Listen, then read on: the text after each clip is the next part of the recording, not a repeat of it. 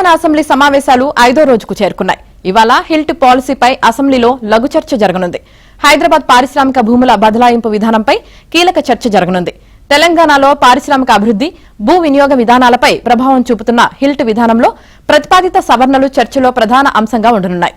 HILT పాలసీపై ప్రతిపక్షాల విమర్శలకు సభలో కౌంటర్ ఇచ్చేందుకు ప్రభుత్వం సిద్దమైంది.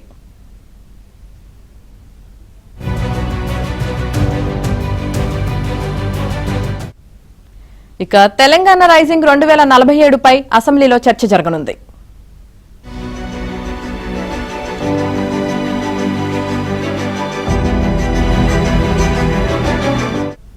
తెలంగాణలో పారిశ్రామిక అభివృద్ది, భూ వినియోగ విధానాలపై ప్రభావం చూపుతున్న హిల్ట్ విధానంలో ప్రతిపాదిత సవరణలు చర్చలో ప్రధాన అంశంగా ఉండనున్నాయి.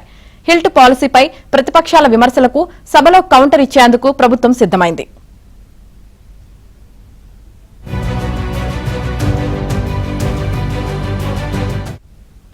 ఇక తెలంగాణ రైజింగ్ 2047పై అసెంబ్లీలో చర్చ జరగనుంది.